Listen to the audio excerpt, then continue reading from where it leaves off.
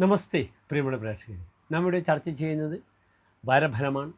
വാരഫലത്തിൽ നാം ചർച്ച ചെയ്യുന്ന ദിനങ്ങൾ 2025 നവംബർ മാസം 9-ാം തീയതി മുതൽ 16-ാം തീയതി വരെയുള്ള, അതായത് 1201 തുലാമാസം 23-ാം തീയതി മുതൽ 30-ാം തീയതി വരെയുള്ള ഒരു വാരക്കാലത്തെ ശുഭാശുഭ ഫലങ്ങളാണ് നാം ചർച്ച ചെയ്യുമ്പോൾ. ഈ വാരത്തിലെ ഗ്രഹങ്ങളുടെ സ്ഥിതി കൂടി നമുക്ക് ചർച്ച ചെയ്യണം. മേടരാശിയിൽ ഗ്രഹങ്ങളൊന്നുമില്ല. മിഥുനത്തിൽ ചന്ദ്രൻ, കർക്കിടകത്തിൽ വ്യാഴം, ചിങ്ങത്തിൽ കേതു, തുലാത്തിൽ സൂര്യനും ശുക്രനും, വൃശ്ചികത്തിൽ ചൊവ്വയും ബുധനും, ധനുവിൽ രാഹു, മീനത്തിൽ ശനി. വാരഫലത്തിൽ ചർച്ച ചെയ്യുമ്പോൾ ഒരു 7 ദിനക്കാലം. ഇന്ന് നാം ചർച്ച ചെയ്യുന്നത് 8 ദിവസങ്ങളാണ്. കാരണം തുലാമാസം 30-ാം തീയതി ഞായറാഴ്ച അവസാനിക്കുകയാണ്. വൃശ്ചികം മാസം വരികയാണ്. ധാരാളം പ്രത്യേകതകളുള്ള ഒരു മാസമാണ്. പ്രിയപ്പെട്ട പ്രേക്ഷകർക്ക് വാരഫലത്തിലേക്ക് സ്വാഗതം. മേടം മുതൽ മീനം വരെയുള്ള 12 രാശിക്കാരുടെയും ശുഭാശുഭ ഫലങ്ങൾ നാം ചർച്ച ചെയ്യുകയാണ്.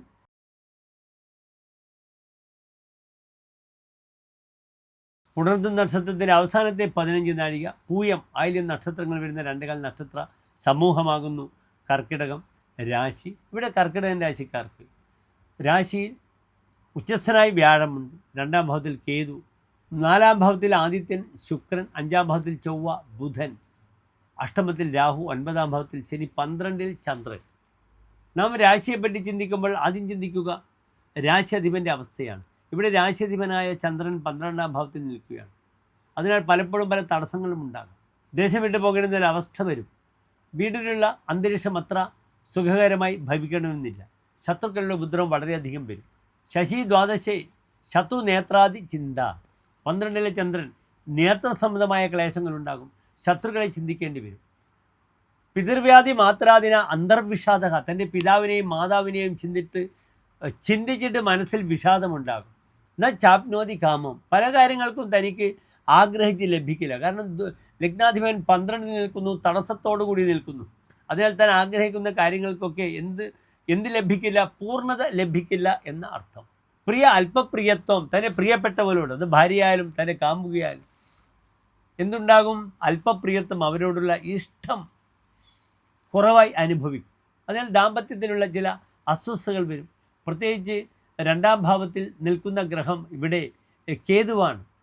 ധനേ കേതുര് അവ്യഗ്രതാകിയും നരേശാത് ധനേ ധാന്യനാശോ മുഖേ രോഗകൃത്വ, ധാന്യം നശിക്കുക, ധനം നശിക്കുക, മുഖത്ത് രോഗങ്ങൾ ഉണ്ടാകുക. കുടുംബേ വിരോധോ വച സംസ്കൃതം വാ, കുടുംബത്തിൽ വിരോധമുണ്ടാകും. ഭവേ സ്വഗൃഹേ സൗമ്യഗേഹേതി സൗഖ്യം.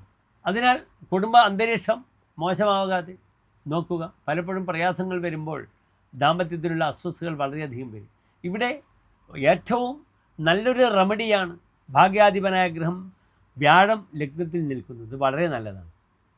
അച്ഛൻ്റെ പാരമ്പര്യങ്ങൾ അല്ലെങ്കിൽ പൈതൃകമായ ചില അനുഭവങ്ങളൊക്കെ വരാം. പക്ഷേ ഇൻവെസ്റ്റ് ചെയ്തത് തൊലയാൻ പാടില്ല. വളരെ ശ്രദ്ധിക്കുക. അഷ്ടമത്തിൽ രാഹു ഒക്കെയാണ്. വളരെ ബുദ്ധിപൂർവ്വം കളിച്ച് കാശുണ്ടാക്കാൻ പറ്റും. ഈ വാരം പലപ്പോഴും ഷെയർ മാർക്കറ്റുമായി ബന്ധപ്പെടുന്നവർക്കൊക്കെ അതിനുള്ള തയ്യാറെടുപ്പുകളൊക്കെ നടത്താം. അപ്രകാരം തന്നെ ബൗദ്ധികമായ തലത്തിൽ പഠിക്കുന്നവർക്ക്, പഠിതാക്കൾക്ക്, എഴുത്തുകാർക്ക് ധാരാളം സൗഹൃദങ്ങൾ ലഭിക്കുകയും യാത്ര ചെയ്യുക, അതിലൂടെ തനിക്ക് ഒരു പ്രാമാണ്യം സമൂഹത്തിൽ വരുന്നതാണ്. സമാജത്തിൽ ഒരു പ്രാധാന്യം വരുന്ന വാരമാണെന്നറിയുക. അതിനുവേണ്ടി ഉത്സാഹിക്കുക. ഇവിടെ നിർബന്ധമായും സർപ്പക്ഷേത്ര ദർശനവും അപ്രകാരം ചന്ദ്രൻ്റെ ദോഷപരിഹാരമായി നന്നായി ദേവീക്ഷേത്രത്തിൽ വിളക്കുമാല പായസം വഴിപാടായി സമർപ്പിക്കുക. നന്ദി, നമസ്കാരം.